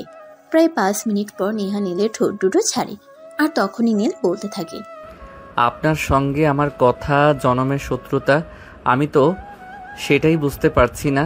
আপনি কি এখানে এসেছেন আমাকে মারার জন্য নাকি? আরে জান পাখি, তুমি এইভাবে কেন বলছো? আমি তোমার শত্রু হতে যাব কেন? আমি তো তোমার বিয়ে করা বউ, তোমার সারা জীবনের সঙ্গী। তাহলে আমি তোমাকে মারবো কেন? তোমাকে মেরে আমি নিজে নিজে বিধবা পোশাক পরিধান করব নাকি? আমার বাবা বিধবা হওয়ার এত শখ নেই। আর তুমি আমাকে আপনি আপনি করে কেন বলছো? আমি তোমার বিয়ে করা বউ। বিয়ে করা বউকে কেউ কখনো আপনি করে বলে নাকি? বউকে আদর করে ভালোবেসে তুমি বলে ডাকতে হয়, নয়তো আমার নাম ধরে। দেখুন, আপনার এইসব আদর স্নেহ ভালোবাসা আপনার কাছে রেখে দিন। এরপর নীল আর কোনো কিছু বলার চেষ্টা করলেও আর কোনো কিছুই বলতে পারেনি। নেহা ততক্ষণে আবারও তার ঠোঁট দুটো নিজের দখলে নিয়ে ইচ্ছে মতো চুমু খাচ্ছে। এদিকে নীল তো একদম যাই অবস্থা, সে নিঃশ্বাস পর্যন্ত নিতে পারছে না। আর এদিকে নেহা তো অত্যাচার করেই চলেছে, তার অত্যাচার যেন কোনোভাবেই থামছে না। এভাবেই চলে গেল বেশ কিছুদিন। সেদিন সকালবেলা ফ্যামিলির সবাই একসঙ্গে বসে সকালে নাস্তা করছে। ইতিমধ্যে বাড়ির সবাই অনেকটাই স্বাভাবিক হয়ে এসেছে। নীলের আব্বু আম্মুও নেহাকে মেনে নিতে শুরু করেছে। সবার নাস্তা প্রায় শেষের দিকে তখনই নেহা তার শ্বশুরমশাইকে উদ্দেশ্য করে বলে, আব্বু, আমি ভাবছি কাল থেকে অফিসে যাব। বাড়িতে একা একা বসে থাকতে আমার ভালো লাগে না। অফিস করতে চাও? এটা তো খুবই ভালো কথা। তাহলে তো আমি তোমাকে অফিসে রেখে বাইরের দিকটা সামলাতে পারবো। একা একা অফিস সামলাতে আমি একদম হিমশিম খাচ্ছি। এদিকে নীলের পড়াশোনা শেষ হয়নি, সেও ব্যবসা দেখাশোনা করতে পারছে না। এখন তুমি যদি অফিসে যাও তাহলে আমার জন্য ভালোই হবে। নীলের আব্বুর এই কথার সঙ্গে নীলের আম্মুও যোগ দিল এবং তিনিও সম্মতি জানালেন নেহার অফিসে যাওয়ার বিষয়ে। তাই পূজার দিন সকাল হতে না হতেই নেহা ঘুম থেকে উঠে ফ্রেশ হয়ে সবার জন্য নাস্তা তৈরি করে নিল, আর তারপর নাস্তা খেয়ে অফিসে যাওয়ার জন্য তৈরি হয়ে নিল। এদিকে তার শ্বশুর মশাই ড্রয়িং রুমে তার জন্য ওয়েট করছিল। আজকে নেহার অফিসে প্রথম দিন বলে কথা। কিছুক্ষণের মধ্যে নেহা তৈরি হয়ে নিচে চলে আসলো। নেহা একটা 3 পিস পরেছিল। তখন তার শ্বশুর মশাই বলতে লাগলো নেহা যেন এই পোশাক পাল্টে ওয়েস্টার্ন কিছু ড্রেস পরে আসে, কারণ অফিসে এসব বাঙালিয়ানা ড্রেস মানায় না। আর নেহাও যেন এই কথাটার জন্যই অপেক্ষা করছিল। শৈশবের কাছ থেকে এই জায়গাটা শুনে সে আর এক মুহূর্ত দেরি না করে নিজের রুমে চলে গেল আর ওয়েস্টার্ন পরে তারপর বের হয়ে আসলো। যদিও নেহার এই ওয়েস্টার্ন ড্রেস পরা নীল একদমই পছন্দ করে না, কিন্তু তারপরেও সে নেহাকে এসব ড্রেস পরা থেকে বিরত রাখতে পারে না। শ্বশুরের কাছ থেকে এই ড্রেস পরার পারমিশন পেয়ে নেহা তো যেন একদম হাতে আকাশ নাগাল পেল। আর তারপর শ্বশুর বৌমা মিলে বাড়ি থেকে বের হয়ে চলে গেল অফিসে। আসসালামু আলাইকুম স্যার, আপনার সাথে ওনাকে তো চিনলাম না। এই হলো নেহা আর আমার একমাত্র পুত্রবধূ। এখন থেকে এই অফিসে আমার সঙ্গে থাকবে এবং অফিসে সবকিছু দেখাশোনা করবে। আমার বর্তমানে নেহাই হবে এই অফিসের প্রধান। আসসালামু আলাইকুম ম্যাডাম, আমি আশরাফ ইসলাম, এই কোম্পানির ম্যানেজার। আপনাকে আমাদের কোম্পানিতে সুস্বাগতম। ওয়ালাইকুম আসসালাম। যাই হোক, শুনুন, একটা কথা বলতে চাই। এতদিন যা করার করেছেন, তবে এখন থেকে আমি চলে এসেছি। সবকিছু করার আগে একবার আমাকে জিজ্ঞাসা করে নেবেন। ম্যানেজার তখন মাথা নাড়িয়ে হ্যাঁ সূচক সম্মতি জানিয়ে সেখান থেকে চলে গেল। আর এদিকে নীলের আব্বু নেহাকে নিয়ে পুরো অফিসে ঘুরিয়ে ঘুরিয়ে বেশ কিছুক্ষণ দেখালো, আর তারপর নেহাকে নিয়ে নিজের কেবিনে চলে গেল। নীলের আব্বু কেবিনে যাওয়ার সঙ্গে সঙ্গে হঠাৎ করে কানাডা থেকে ওনার ফোনে একটা ফোন আসে, আর উনি ফোনটা রিসিভ করেন। বেশ কিছুক্ষণ কথা বলার পর উনি নেহাকে বলেন, নেহা মামুনি, তুমি অফিসে আসার পর থেকে দেখছি আমার ভাগ্যটাই খুলে গেছে। এই কানাডার এই কোম্পানির সঙ্গে কাজ করার জন্য বেশ কয়েক মাস ধরে চেষ্টা করছি, কিন্তু তারা কোনোভাবেই আমাদের কোনো রিপ্লাই দিচ্ছিল না।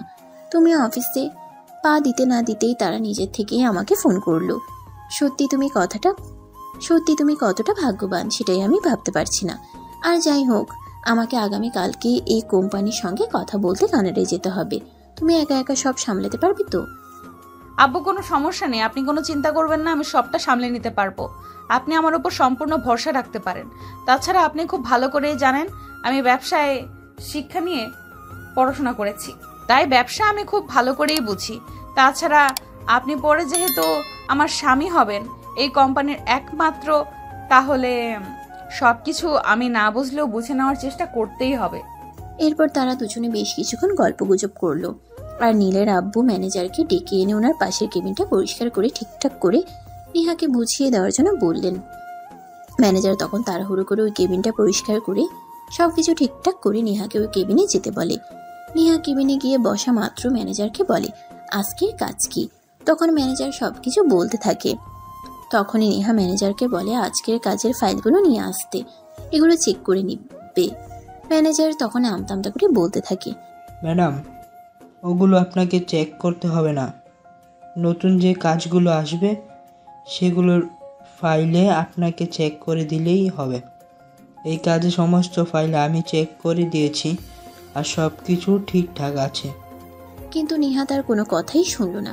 সে তার স্পষ্ট জানিয়ে দিল 10 মিনিটের মধ্যে সমস্ত ফাইল তার টেবিলে দেখা চাই, তা না হলে ম্যানেজারের চাকরি চলে যেতে পারে।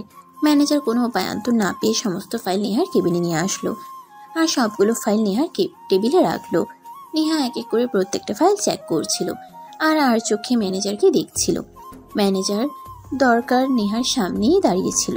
ফাইলগুলো চেক করা শেষ হলে ম্যানেজারকে নেহা বলতে লাগলো, আগামীকাল থেকে আপনার এই অফিসে আসার কোনো প্রয়োজন নেই। আপনারা যা কাজ সেটা আমি সামলে নিতে পারবো। ম্যাডাম, এসব আপনি কি বলছেন? আমি যদি চাকরি করতে না পারি তাহলে আমার বউ বাচ্চাকে কী খাওয়াবো? ওদেরকে আমি কিভাবে লালন পালন করব? ম্যাডাম, দয়া করে আপনি এরকমটা করবেন না। আপনি প্লিজ আমার উপর একটু দয়া করুন। কিন্তু নেহা ম্যানেজারের কোনো কথাই শুনল না। নেহা পরিষ্কার জানিয়ে দিল, আগামীকাল থেকে যেন ম্যানেজার এই অফিসে চাকরি করতে না আসে, আর যদি আসে তাহলে এর পরিণাম ভয়াবহ হবে। ম্যানেজার তখন নেহার সঙ্গে কোনো কথা না বলে নীলের আব্বু মানে তার বসের সঙ্গে কথা বলতে নীলের আব্বুর কেবিনে চলে গেল। নীলের আব্বুর কেবিনে গিয়ে ম্যানেজার কান্না করতে করতে নীলের আব্বুকে বলতে লাগলো, স্যার, এটা আপনি কেমন লোক নিয়ে এসেছেন?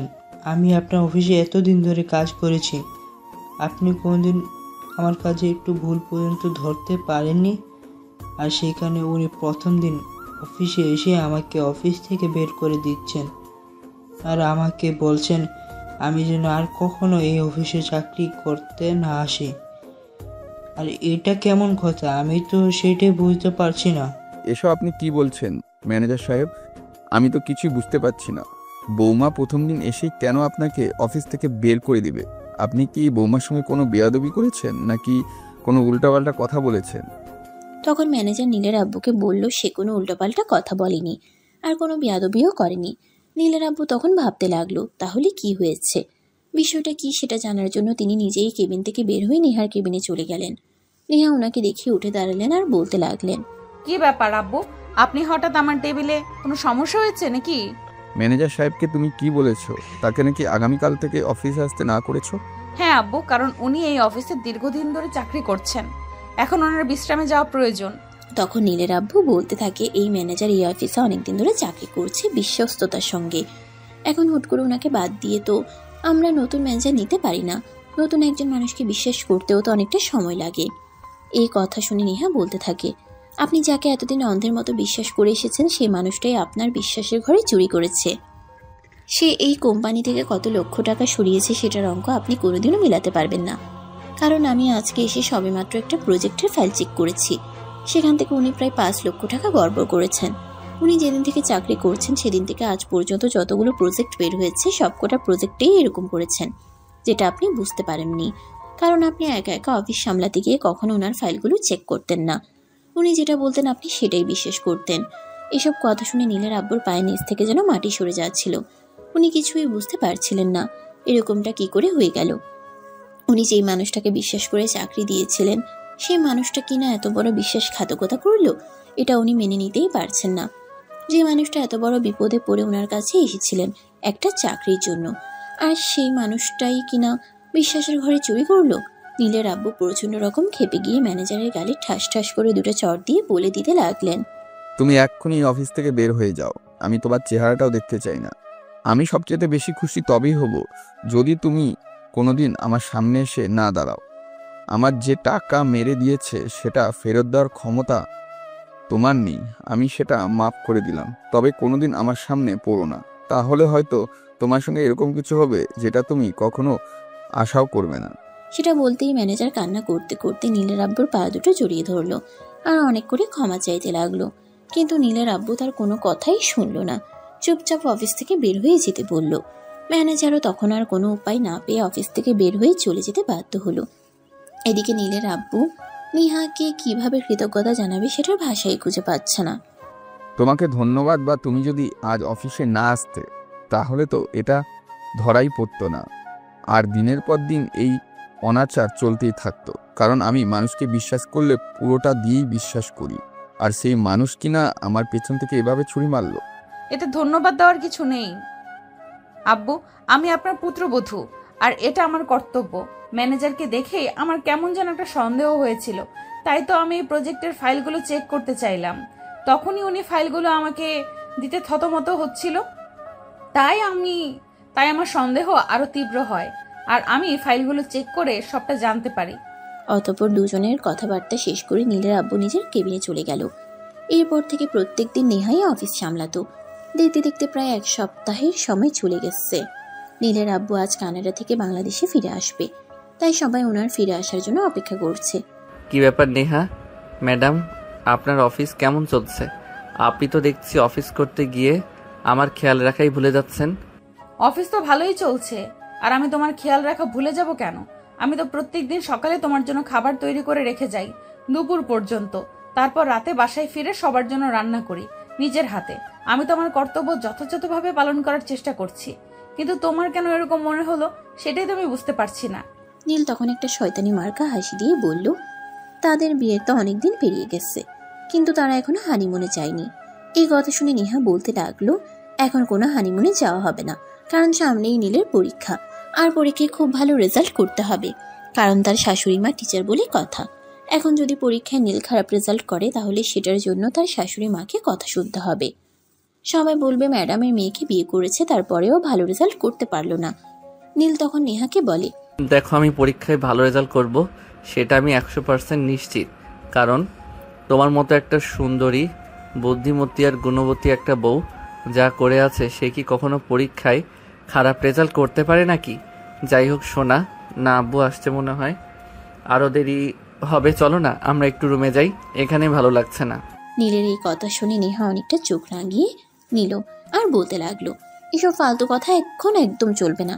এই বলে নেহা সেখান থেকে উঠে সোজা তার শাশুড়ির রুমে চলে গেল আর শাশুড়ির সঙ্গে গল্প করতে লাগলো। এইভাবে দেখতে দেখতে প্রায় আরো ঘন্টাখানেক সময় চলে গেল। তখনই হঠাৎ কলিং বেলের আওয়াজ শুনে নেহা তার শাশুড়ির রুম থেকে বের হয়ে আসে এবং দরজা খুলে দেখতে পায় তার শ্বশুরমশাই দরজার বাইরে দাঁড়িয়ে আছে। আসসালামু আলাইকুম আব্বু, কেমন আছেন? ওয়ালাইকুম আসসালাম। এই তো আল্লাহর রহমতে ভালোই আছি। তাছাড়া তোমার মতো পুত্রবধূ যার ঘরে আছে, এখন ভিতরে চলো, তোমার জন্য একটা স্পেশাল সারপ্রাইজ গিফট আছে। এই বলে নীলের আব্বু ভিতরে চলে আসে আর নেহাও দরজা লাগিয়ে ভিতরে আসে আর অপেক্ষা করতে থাকে। তার শ্বশুরমশাই তার জন্য কি স্পেশাল সারপ্রাইজ গিফট নিয়ে এসেছে ব্যাগ থেকে বের করলেন আর সেটা নেহার দিকে এগিয়ে দিয়ে বললেন তিনি এটা কানাডা থেকে নেহার জন্য নিয়ে এসেছেন, কারণ নেহাকে বিয়ের সময় কোনো কিছুই দেওয়া হয়নি, তাই এটা শ্বশুরমশাইয়ের পক্ষ থেকে তার জন্য প্রথম উপহার। নেহা তো উপহার পেয়ে অনেক খুশি হলো। আকাশ শ্বশুরমশাইকে অনেক অনেক ধন্যবাদও দিতে থাকলো। ঠিক তখনই তার শ্বশুরমশাই তাকে বলতে থাকে, তোমার জন্য আরো একটা স্পেশাল সারপ্রাইজ আছে। আগামী মাসে তুমি আর নীল দুজনে মিলে সুইজারল্যান্ডে ঘুরতে যাবে। আমি তোমাদের জন্য পাসপোর্ট, ভিসা আর এয়ার টিকিট সবকিছুই ঠিক করে রেখেছি। তোমরা শুধু নিজেদের তৈরি করে নিও, তাহলেই হবে। তারপর সবাই মিলে বেশ কিছুক্ষণ গল্পগুজব করে সবকিছু গুছিয়ে রাখে নেহা সবাইকে নিয়ে খাবার টেবিলে চলে আসলো। এই মেয়ে কি হলো, ঘুমিয়ে যাচ্ছ কেন? একটু আমার কাছে আসো। আমার খুব ঘুম পাচ্ছে, সারাদিন তো অনেক ধকল গেছে, তাই খুব ক্লান্ত হয়ে পড়েছি, আমাকে প্লিজ ঘুমাতে দাও। এই বলে নেহা আবারও ঘুমিয়ে পড়ছিল, কিন্তু নীল তাকে ঘুমোতে না দিয়ে নিজের কাছে টেনে নিয়ে গেল আর ভালোবাসার আলিঙ্গন করতে লাগলো। নেহা তখন ঘুম ঘুম চোখে নীলকে বলতে লাগলো, এই কি করছো? তোমাকে না বলেছি আমার খুব ক্লান্ত লাগছে, আমি এখন ঘুমাবো, আমায় বিরক্ত করো না। কিন্তু তুমি তো দেখছি আমার কোনো কথাই শুনতে চাইছো না। উফ, এমন কেন করছো? এই তো চুপ থাকো না, আমাকে একটু আদর করতে দাও, আমার তোমার আদর পেতে মন চাইছে, প্লিজ তুমি একটু চুপ করে থাকো। এই বলে নীল নেহার গলা আর ঘাড়ে কিস করতে থাকে। এভাবে প্রায় 10 মিনিট ধরে চলে তাদের কিসিং পর্ব। ততক্ষণে নেহার ঘুম ভেঙে গেছে, সেও নীলের সঙ্গে রেসপন্স করতে থাকে। তখন নীল বলতে থাকে, কি ব্যাপার, তুমি না ঘুমিয়ে গেছিলে, তাহলে এখন আবার জেগে গেলে কেন? তুমি যেভাবে আমার শরীরের উপর অত্যাচার করা শুরু করে দিয়েছো, এরপর কি আর ঘুমিয়ে থাকা যায় নাকি? তাছাড়া আমি কি তোমার চাইতে কোনো কিছুতে কম নাকি? তুমি আমাকে অত্যাচার করবে আর আমি তোমাকে ছেড়ে দেবো নাকি? এই বলে নেহা নীলকে নিজের ভালোবাসায় ভরিয়ে দিতে লাগে। নীলও কম যায় কিসের, সেও নেহার সঙ্গে তালে তাল মিলিয়ে ভালোবাসা দিতে থাকে। আর এইভাবেই দুজনে চলে যায় ভালোবাসার মহাসমুদ্রে। এভাবেই চলে গেল বেশ কিছুদিন। এদের মধ্যে দেখতে দেখতে নীলের অনার্স ফাইনাল ইয়ারের পরীক্ষা চলে আসলো। পরীক্ষা শেষ হওয়ার পর তিনি নীল আর নেহা দুজনেই সুইজারল্যান্ডের উদ্দেশ্যে রওনা দেয়। তারা সেখানে প্রায় 15 দিনের মতো থাকে। এখানে ঘোরাঘুরি, খাওয়া দাওয়া আর এনজয় করে তারপর বাংলাদেশে ফিরে আসে। তারপর চলে গেল আরো 1 মাস। হঠাৎ করেই একদিন নেহা সন্ধ্যাবেলা সবার জন্য নাস্তা বানাচ্ছিল তখনই মাথা ঘুরে যায়। ভাগ্যিস তখন সেখানে বাড়ির কাজের মেয়েটা উপস্থিত ছিল। সে সবাইকে ডাকাডাকি করে সবাইকে সেখানে নিয়ে আসে। নীল নেহাকে পাজা কোলে তুলে নেয় আর রুমে নিয়ে যায়। নীলের আব্বু তখনই ডাক্তারকে ফোন করে। ডাক্তার কিছুক্ষণের মধ্যে বাসায় চলে আসে আর তারপর নেহাকে চেক আপ করে নীলের আব্বুর দিকে তাকিয়ে বলে নেহা মা হতে চলেছে। এই খবরটা শুনে বাড়ির সবাই তো অনেক খুশি। নেহার আব্বু আম্মুকে তখনই খবর দেওয়া হয়। তারাও এই খুশির খবরটা শুনে তখনই সঙ্গে সঙ্গে নীলদের বাড়িতে চলে আসে আর সবাই একসঙ্গে এই খুশির সময়টা উপভোগ করতে থাকে। নীলের আব্বু পরের দিন সকালবেলায় বাসা থেকে বের হয়ে মিষ্টির দোকানে চলে যান আর 100 কেজি মিষ্টি কিনে পুরো এলাকায় সেটা বিতরণ করেন। সেই সঙ্গে সেদিন থেকেই তিনি নেহার অফিসে যাওয়া বন্ধ করে দেন। নেহা সারাদিন বাসায় বসে থাকে। এভাবে বসে থাকতেও তার ভালো লাগে না, খুব বোরিং ফিল হয়। কিন্তু সে কি করবে, শ্বশুর শাশুড়ি ইতিমধ্যে তাকে অনেক বেশি ভালোবেসে ফেলেছে। এমনকি নীলও তার প্রেমে পড়ে গেছে। এখন তো নীল তাকে ছাড়া আর কোনো কিছু কল্পনাই করতে পারে না, এমন একটা অবস্থা। তাই নীল নেহাকে 1 গ্লাস পানি পর্যন্ত নিয়ে খেতে দেয় না। নেহা সারাদিন বিছানায় শুয়ে থাকে, ব্যালকনিতে বসে থাকে, টিভি দেখে, এগুলো করে সময় কাটায়। এগুলোতে তার মন একদম ভালো লাগে না, কারণ সে প্রচন্ড কর্মঠ মেয়ে। সে কাজ করে খেতেই ভালোবাসে। অন্তত বাড়ির কাজগুলো তাকে করতে দেওয়া হোক। বাড়ির কাজ না হলে তার নিজের কাজগুলো অন্তত, কিন্তু কেউ তার কোনো কথাই শুনবে না, তাকে কোনো কাজ করতে দেবে না। এতে নেহা অনেকটাই বিরক্ত। তোমরা আমার সঙ্গে কি শুরু করেছো আমি তো এটাই বুঝতে পারছি না। আমার এগুলো আর ভালো লাগছে না। আমি একটু ভালো মতো বাঁচতে চাই।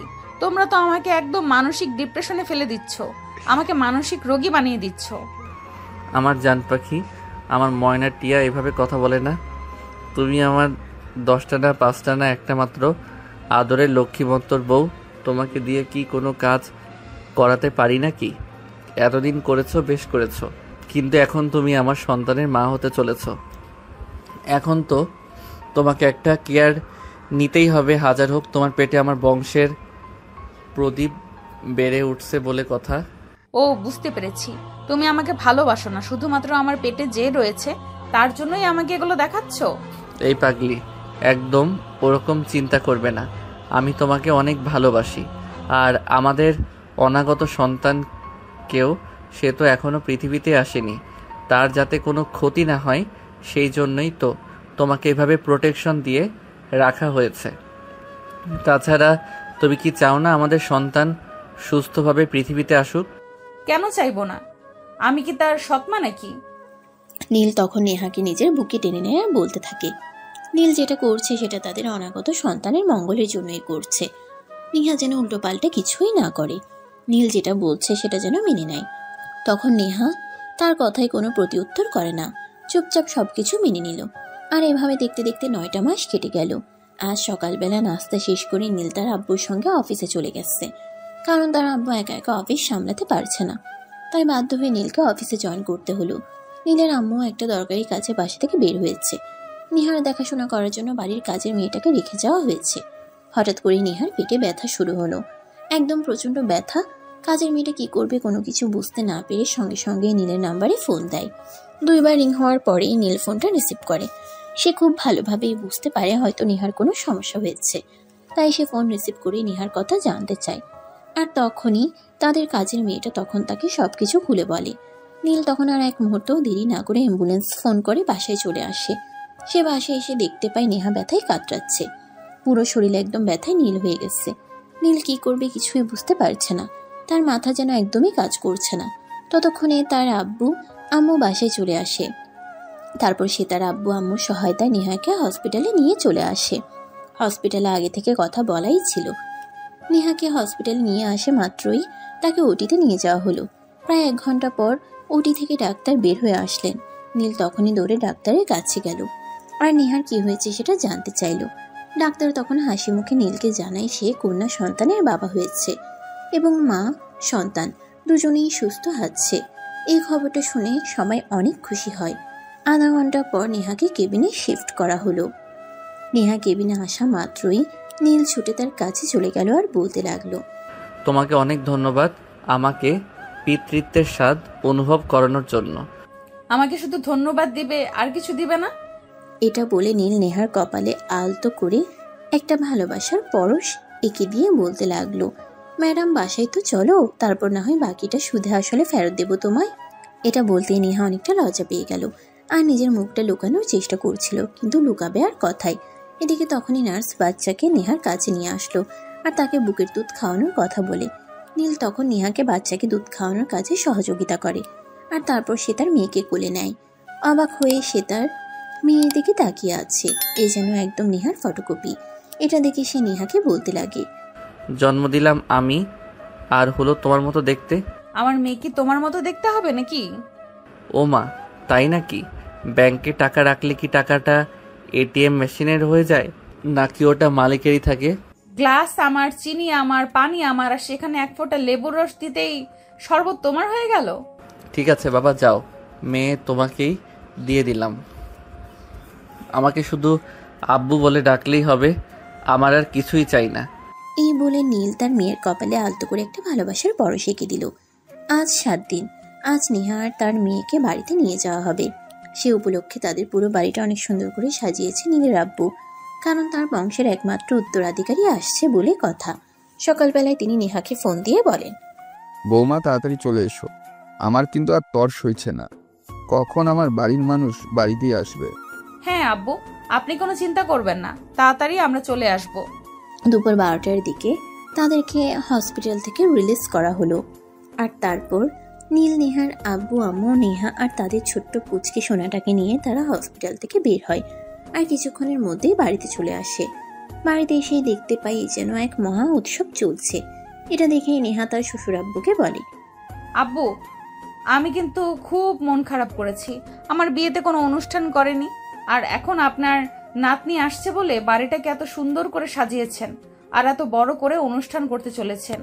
তখন তার শ্বশুরমশাই বলতে থাকে, তারা যদি এভাবে বিয়ে না করতো তাহলে তিনি তাদের বিয়েটাও মহা ধুমধামের সঙ্গেই আয়োজন করতেন। কিন্তু যা হওয়ার তা তো হয়ে গেছে। অতীতের কথা মনে করে মনে কষ্ট নিয়ে তো আর লাভ নেই। এখন বাড়িতে নতুন মেহমান এসেছে, তাই এখন এই সব কিছু ভুলে যাওয়া উচিত আর নতুন মেহমানকে নিয়ে খুশি থাকা উচিত। নেহা তখন মুচকি হেসে বলল, হ্যাঁ আব্বু, আপনি একদম ঠিক কথাই বলেছেন। আমি তো শুধুমাত্র আপনার সঙ্গে একটু দুষ্টুমি করছিলাম মাত্র। এরপর নেহার শাশুড়ি মা নেহা আর তার মেয়েকে বরণ করে বাড়িতে তুলে নিল। অপরদিকে নেহার শ্বশুর মশাই এলাকার গণ্যমান্য ব্যক্তিবর্গ থেকে শহরের বড় বড় ব্যবসায়ীদেরকে ওনার বাড়িতে ইনভাইট করেছেন ওনার নাতনির বাড়িতে পা রাখা উপলক্ষে। মহা ধুমধামের সঙ্গে পালন করা হলো নেহার মেয়ের বাড়িতে আসার আনন্দ উৎসব। সবাই অনেক আনন্দ উল্লাস করলো। আর এরপর দেখতে দেখতেই চলে গেল প্রায় 4 বছর। ইতিমধ্যে নেহার মেয়েকে স্কুলে ভর্তি করানো হয়েছে। নেহার মেয়েটা দেখতে একদম মাশাআল্লাহ নেহার মতোই হয়েছে, যেমন গুণবতী, রূপবতী এবং বুদ্ধিমতী, সব দিক থেকেই একদম পারফেক্ট। কোনো দিক থেকেই কেউ নেহার মেয়েকে হারাতে পারবে না। এটা দেখে তো নীল প্রায়ই বলে, নেহা, তোমার মেয়ে একদম তোমার ফটোকপি। এতে যে তোমার হিংসা লাগে সেটা তো আমি খুব ভালোভাবেই বুঝতে পারছি। না রে বাবা, আমার মেয়েকে আমি হিংসা করব কেন? আমার তো আরও গর্ব হয় যে আমার বউ আর আমার মেয়ে দুজন সেম। সত্যি নেহা, একটা সময় তোমার প্রতি আমার অনেক রাগ অভিমান থাকলেও এখন কিন্তু তোমার প্রতি আমার কোনো রাগ অভিমান নেই, রয়েছে এক বুক ভালোবাসা আর আকাশ সমান সম্মান, শ্রদ্ধা। তোমাকে আমার স্ত্রী হিসেবে পেয়ে আমার জীবন ধন্য। এই বলে নীল নেহার কপালে আলতো করে একটা ভালোবাসার পরশ এঁকে দিতে যাবে, তখনই তাদের মেয়ে অদিতি রুমে চলে আসে আর এটা দেখে বলতে থাকে, আমি সবাইকে বলে দেব বাবা মা আমাকে পাপ্পি দিয়েছে। মেয়ের এমন কর্মকাণ্ড দেখে তারা দুজনেই তাজ্জব বনে গেল আর অনেকটা লজ্জায় পড়ে গেল। নীল তখন তার মেয়েকে নিজের কাছে টেনে নিল আর বলতে লাগলো, আম্মু এদিকে আসো, আমি তোমাকেও আদর করে দিচ্ছি, তবে তুমি কিন্তু কারো কাছে কিছু বলবে না। ঠিক আছে পাপ্পা, তাহলে তুমি আমাকে ঢুকালে 2টা চুম্মা দাও, তাহলে আমি আর কাউকে কিচ্ছু বলবো না। নীল তখন নিজের মান-ইজ্জত রক্ষার্থে আর এক মুহূর্ত দেরি না করে তার মেয়ের গালে 2টা পাপ্পি দিয়ে দিল। মেয়েটাও হাসতে হাসতে দৌড়ে সেখান থেকে চলে গেল। অপরদিকে নেহা তখন নীলকে রাগ দেখাতে লাগলো আর বলতে লাগলো, তুমি একদম বদলালে না, সবসময় একই রকম থাকবে। আমার কি দোষ বলো? তোমার মতো সুন্দরী বউ থাকলে তার থেকে নিজেকে দূরে রাখা যায় নাকি? আমার তো মন চায় চুম্বক যেভাবে লোহার সঙ্গে আটকে থাকে আমিও ঠিক সেভাবেই তোমার সঙ্গে আটকে থাকি। কিন্তু তখনই যে অদিতি চলে আসবে সেটা আমি জানতাম নাকি? নেহা তখন নীলের কথার কোনো উত্তর না দিয়ে সেখান থেকে চলে গেল। পরদিন সকালবেলা ঘুম থেকে উঠে ফ্রেশ হয়ে সবার জন্য নাস্তা বানালো। অদিতিকে ঘুম থেকে ডেকে তুললো। তারপর হাত মুখ ধুয়ে ফ্রেশ করিয়ে স্কুলে যাওয়ার জন্য তৈরি করে দিল। তার টিফিন বক্স তৈরি করে দিল। অদিতি তার দাদুর সঙ্গে স্কুলে যাবে। নেহা তার শাশুড়ি আম্মুকে ডেকে বলে, আম্মু, অদিতিকে তৈরি করে দিয়েছি, আপনি ওকে নিয়ে যান, আমার অফিসের সময় হয়ে যাচ্ছে, আমি চলে যাচ্ছি। আম্মু, তুমি অফিস থেকে আসার সময় আমার জন্য অনেকগুলো চকলেট নিয়ে আসবে।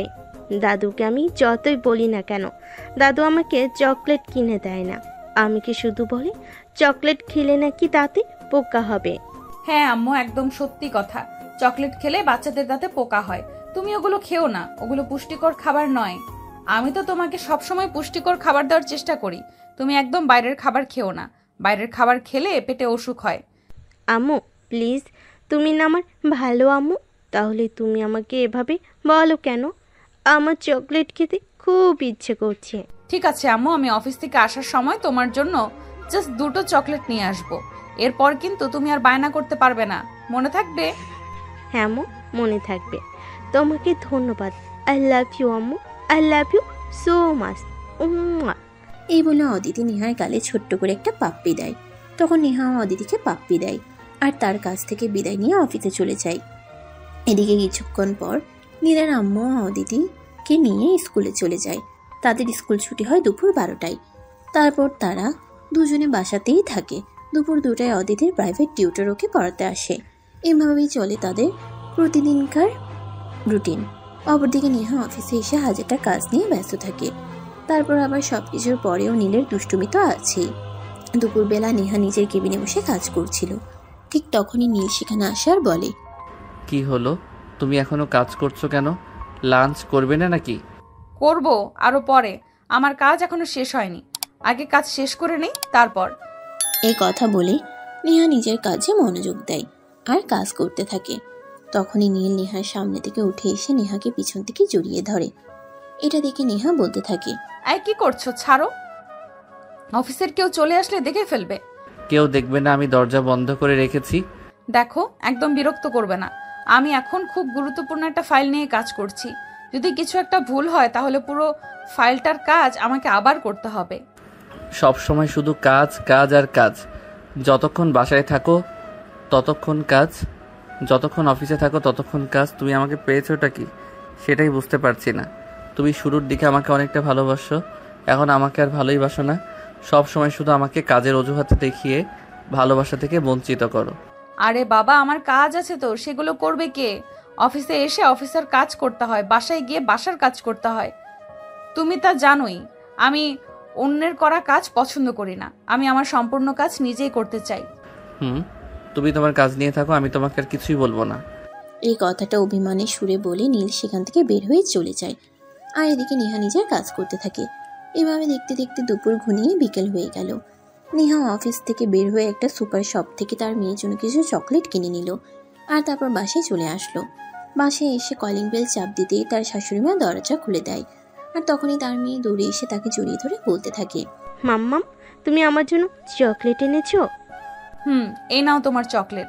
এই বলে নেহা চকলেটের বক্সগুলো তার মেয়ের হাতে তুলে দিয়ে তার শাশুড়ি মায়ের সঙ্গে বসে বেশ কিছুক্ষণ গল্পগুজব করে আর তারপর রুমে এসে ফ্রেশ হয়ে সবার জন্য রাতের খাবার তৈরি করে। খাওয়া দাওয়া শেষ করে সবাই নিজেদের রুমে গিয়ে ঘুমিয়ে পড়ে। নেহা তখন অদিতিকে ঘুম পাড়াচ্ছিল। তখনই নীল রুমে আসলো আর বলতে লাগলো, আম্মু, তোমার দাদুমণি অনেক সুন্দর ঘুম পাড়েনি, গল্প বলতে পারে। তুমি যদি তোমার দাদুমণির সঙ্গে ঘুমাও তাহলে তোমার দাদুমণি তোমাকে ঘুম পাড়েনি গল্প শোনাবে। তুমি ঠিক বলেছো তো পাপা, তাহলে আমি দাদুমণির সঙ্গেই ঘুমাবো।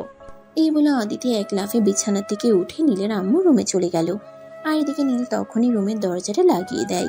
এটা দেখে নেহা বলতে থাকে, এটা কি হলো? আমি তো কিছুই বুঝতে পারলাম না, তুমি অদিতিকে আম্মুর রুমে পাঠিয়ে দিলে কেন? তোমাকে কিছু বুঝতে হবে না, আমি তোমাকে সব বুঝিয়ে দেব। এই বলে নীল রুমের লাইট অফ করে দেয় আর বিছানায় চলে আসে। তারপর নেহাকে নিজের কাছে টেনে নিয়ে তার কপালে আলতো করে একটা ভালোবাসার পরশ এঁকে দেয়। তখনই নেহা বলতে থাকে, এই ফাজলামোগুলো করার জন্য অদিতিকে ওই রুমে পাঠিয়ে দিয়েছো? ফাইজলামো কেন বলছো? আমি একা একা ঘুমাতে পারি না অদিতি, এই রুমে থাকলে তুমি অদিতির দিকে ঘুমাও, আমাকে একা একা ঘুমাতে হয়। এগুলো আমার ভালো লাগে না।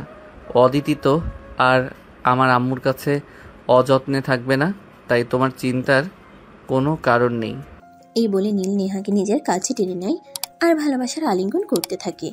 এভাবেই বেশ কিছুক্ষণ পর দুজন ভালোবাসার মহাসমুদ্রে ডুবে যায়।